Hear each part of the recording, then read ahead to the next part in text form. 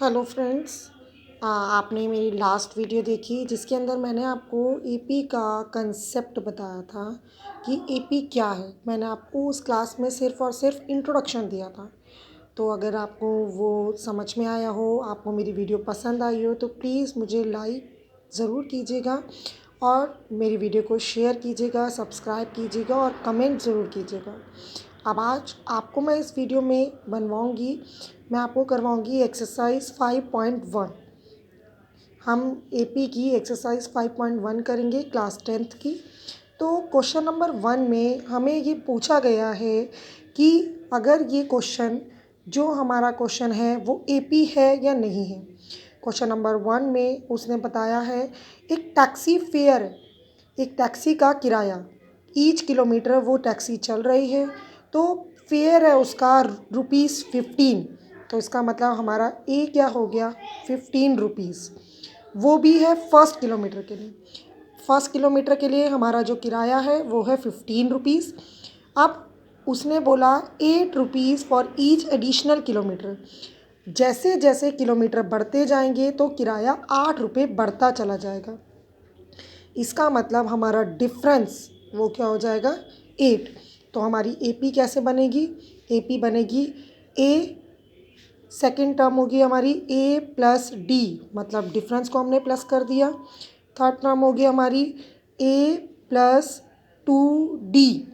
ठीक है, तो ए हो गया हमारा 15, ये हो गया हमारा 15 प्लस 8 और ये हो गया हमारा 15 प्लस 2 मल्टीप्लाई 8। तो 15 प्लस 8 हो गया 23, देन हो गया 31।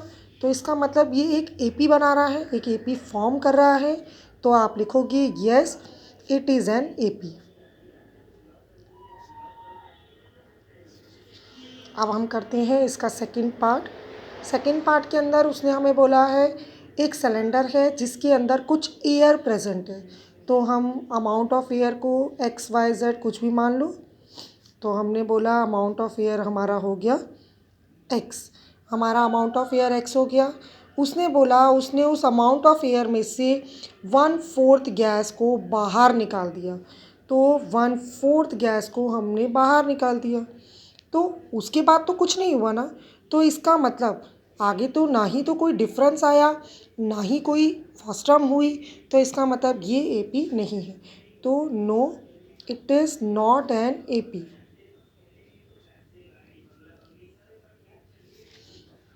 ठीक है, उसके बाद हम बात करते हैं थर्ड पार्ट की। थर्ड पार्ट के अंदर उसने हमें बोला कि एक गड्ढा हम खोद रहे हैं। जब हमने वो गड्ढा खोदा तो पहले उसकी कीमत है 150 रुपीज़, और जैसे जैसे फर्स्ट मीटर के बाद हम आगे उसको खोदते चले जाएंगे तो 50 रुपये कीमत बढ़ती चली जाएगी। तो इसका मतलब इसके अंदर भी आपकी फ़र्स्ट टर्म दे रखी है 150, उसके बाद डिफरेंस दे रखा है 50। तो इसका मतलब हमारा ये बढ़ता ही चला जाएगा। तो ये भी एक एपी बना रहा है 150। अगली टर्म क्या हो जाएगी हमारी 150 प्लस 50। अगली टर्म क्या हो जाएगी हमारी 150 प्लस 2 मल्टीप्लाई 50। तो इसका मतलब ये एक एपी फॉर्म कर रहा है। तो 150, सेकेंड टर्म हो गई आपकी 200, थर्ड टर्म हो गई आपकी 250। तो yes it is an AP. यहाँ तक आपको सबको समझ में आ गया। तो देन हम बात करते हैं फोर्थ पार्ट की। फोर्थ पार्ट के अंदर उसने हमें बोला है एक अकाउंट है, एक उस अकाउंट के अंदर पैसे हैं 10,000 रुपीज़। तो मनी डिपॉज़िट है तो हम उसको एक्स मान लेते हैं डिपॉज़िट मनी को, और वो है आपका 10,000 रुपीज़। उसके बाद उसने बोला कि उसके ऊपर आपको 8% पर एनम मतलब एक साल का, उसके ऊपर आपको एक साल का 8% ब्याज मिल रहा है, रेट ऑफ इंटरेस्ट मिल रहा है। तो 10,000 को आप मल्टीप्लाई कर दोगे 8/100 से, तो ये ज़ीरो से ज़ीरो कट गया। तो ये हो गया हमारा 800 रुपीज़। तो इसका मतलब 800 रुपीज़ हमें मिल रहा है रेट ऑफ इंटरेस्ट। ठीक है, मगर ये इस बार 10,000 में आपने 800 प्लस कर दिए तो ये हो गया 10,800। ओके। मगर नेक्स्ट टाइम जब आपको रेट ऑफ इंटरेस्ट मिलेगा तो वो सेम तो नहीं होगा, क्योंकि अगली बार रेट ऑफ इंटरेस्ट में निकलेगा 10,800 का। एपी में चेंजेस आ जाएंगे, तो ये हो जाएगा आपका 864 रुपीज़। ठीक है, तो अगली अमाउंट आपका क्या हो जाएगा, इसमें आप 864 रुपीज़ को प्लस कर दोगे, तो ये हो जाएगा आपका 4611664। तो इसका मतलब ये एक एपी तो फॉर्म नहीं कर रहा, तो इसका मतलब no, it is not an AP. तो इसका मतलब ये एपी नहीं है। ओके, आप आई होप आपको क्वेश्चन नंबर 1 अच्छी तरीके से समझ में आ गया होगा, क्योंकि हमें क्वेश्चन नंबर 1 में बस यही बताना था कि ये एपी है या नहीं है, अगर क्यों है तो ये एपी कैसे बनी। अब हम बात करते हैं क्वेश्चन नंबर 2 की। क्वेश्चन नंबर 2 के अंदर हमने ये बताना है कि ए आपको गिवन है, डी आपको गिवन है, और देन आपने 4 टर्म्स फॉर्म करनी है। जब हम एपी की टर्म्स फॉर्म करते हैं तो हमारी टर्म्स कुछ इस तरीके से फॉर्म होती हैं, जैसे कि ए वन आपका ठीक बराबर होता है ए के। अगर हम बात करें सेकेंड टर्म की तो ए2 वो आपकी ठीक बराबर होती है ए प्लस डी के। हम बात करते हैं third term, according to formula third term मतलब आपका एन क्या हो जाएगा 3, एन आपका 3 हो जाएगा, तो ये हो गया आपका 2D। तो थर्ड टर्म आपकी क्या हो गई 2D। और देन हम बात करते हैं फोर्थ टर्म की, तो इसका मतलब आपका एन इस बार क्या है 4, तो 4 माइनस 1 हो जाएगा आपका 3, तो फोर्थ टर्म हो गई आपकी 3D। ओके, तो अब हमें इसके अंदर इस क्वेश्चन में हमें ए और डी दोनों गिवन है, सिर्फ और सिर्फ हमें टर्म्स फॉर्म करनी है, मतलब एपी बनानी है। तो फर्स्ट पार्ट के अंदर आपको ए दे रखा है 10 और डी दे रखा है आपको 10। तो अब हम एपी बनाते हैं। तो ए वन हो गया आपका 10, उसके बाद ए टू हो गया आपका 10 प्लस डी मतलब 10 प्लस 10 दैट इज़ 20। अब हम बात करते हैं ए3 की, तो ये हो गया आपका 10 प्लस 2 इंटू डी, डी आपका 10 है, तो ये हो गया 10 प्लस 20 दैट इज़ 30। अब हम बात करते हैं फोर्थ टर्म की, तो ये हो गया आपका 10 plus 3D, 3 into 10 that is 40। Okay, अब सेकेंड पार्ट आपको समझ में आ गया होगा, फर्स्ट पार्ट की तरह ही करना है, तो आप खुद कीजिएगा। अगर आपको कोई भी डाउट होगा तो आप मुझसे बता सकते हैं, मैं आपको ज़रूर उसको सॉल्व करके दिखाऊंगी। फिफ्थ पार्ट के अंदर थर्ड पार्ट भी बिल्कुल इजी है, आप कर सकते हैं easily. Fourth and fifth part थोड़ा सा कुछ बच्चों के लिए डिफ़िकल्ट है, जिन लोगों को मैथ्स थोड़ी सी हार्ड लगती है, या कभी कभार होता है कि हम लोगों को मैथ्स का एक फ़ियर होता है तो हम लोग ढंग से नहीं कर पाते। तो इसके अंदर आपको ए दे रखा है -1 और डी दे रखा है 1/2। ओके, तो हमने वही ए पी की 4 टर्म्स निकालनी है। तो ए1 हो गया आपका -1, सेकेंड टर्म हो गई आपकी 1, इस बार तो हमारी 1 है, तो 1 प्लस डी मतलब 1/2 और -1 प्लस 1/2। अब हम यहाँ पे ले लेंगे एलसीएम, इसके नीचे कुछ नहीं है तो 1 तो है, तो इसका मतलब इस -1 से ये 2 जाकर मल्टीप्लाई हो जाएगा और इस 1 से ये 1 जाकर मल्टीप्लाई हो जाएगा। तो ये हो जाएगा आपका -2 प्लस 1/2। तो इसका मतलब हमारी नेक्स्ट टर्म क्या आ गई माइनस का 1/2। ओके, अब हम बात करते हैं ए3 की। तो ए3 ए प्लस 2D, ए आपको दे रखा है -1, 2D मतलब 2 मल्टीप्लाई 1/2, 2 से 2 कट गया, -1 प्लस का 1 माइनस प्लस माइनस तो डैट इज़ 0।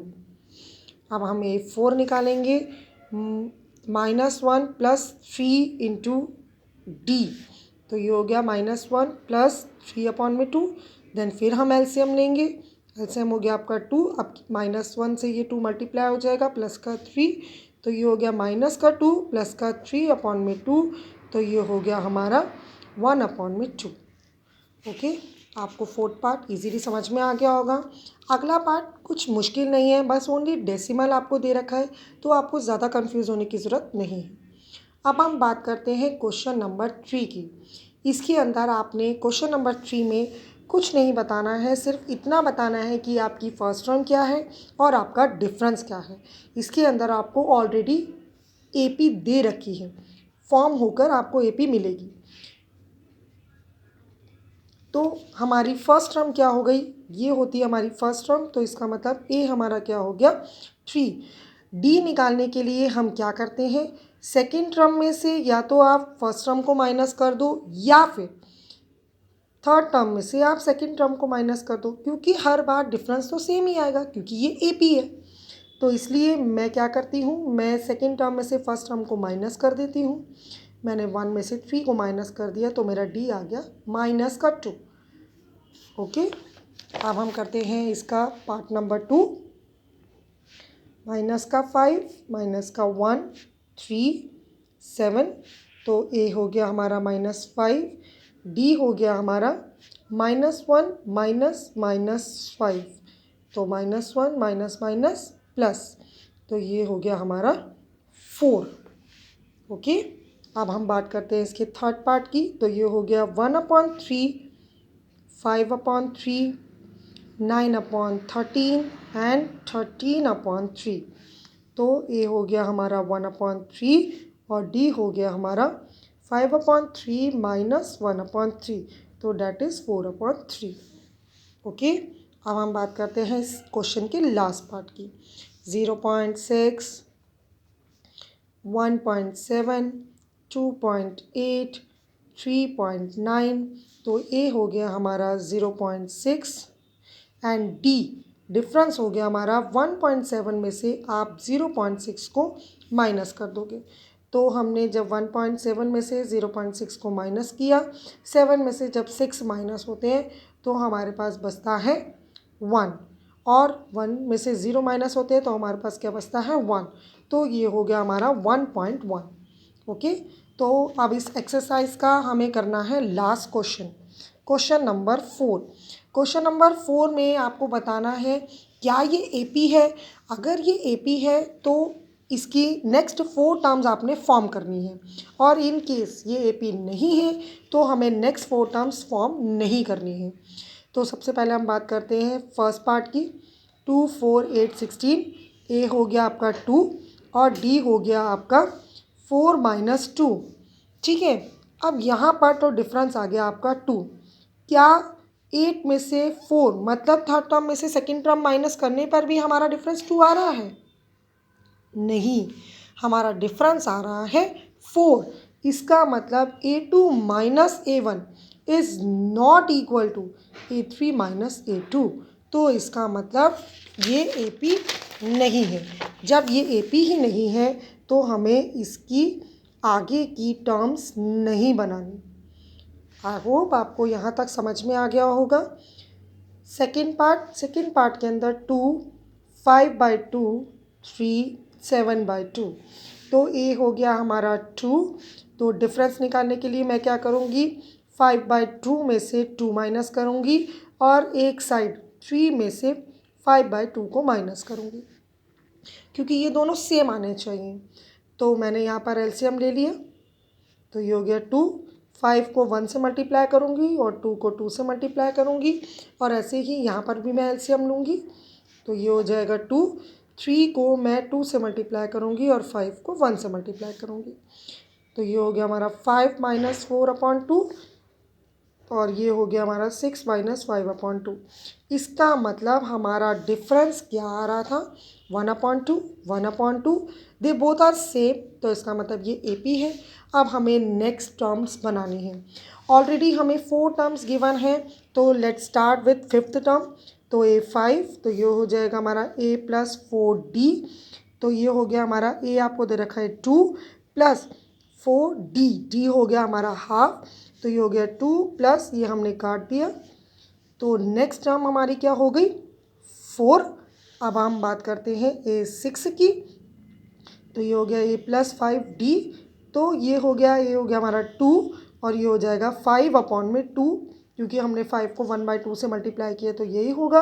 देन हम अब इसका एलसीएम ले लेंगे तो ये हो जाएगा 4 + 5, तो ये हो गया हमारा 9/2। अब हम बात करते हैं ए 7th टर्म की, तो A7 हो गया हमारा A + 6D, तो 2 + 6 × 1/2, ये कट गया हमारा, तो ये हो गया 3, तो 2 + 3 दैट इज़ 5। अब हम बात करते हैं A8 की, तो ये हो गया A + 7D, तो ये हो गया 2 + 7 × 1/2। देन हम फिर एलसीएम ले लेंगे, तो ये हो गया 2 + 7/2, एलसीएम लिया 1, दोनों को एलसीएम लिया तो ये हो गया 2 × 2 + 7 × 1, तो ये हो गया हमारा 4 + 7/2 दैट इज़ 11/2। आई होप आपको यहाँ तक सब कुछ समझ में आ गया होगा। आगे के पार्ट्स आप खुद करके देखिएगा। अगर आपको कोई भी डाउट होगा तो आप प्लीज़ मुझे कमेंट बॉक्स में ज़रूर बताइएगा। मैं आपको नेक्स्ट वीडियो में आपके सारे डाउट्स क्लियर कर दूँगी।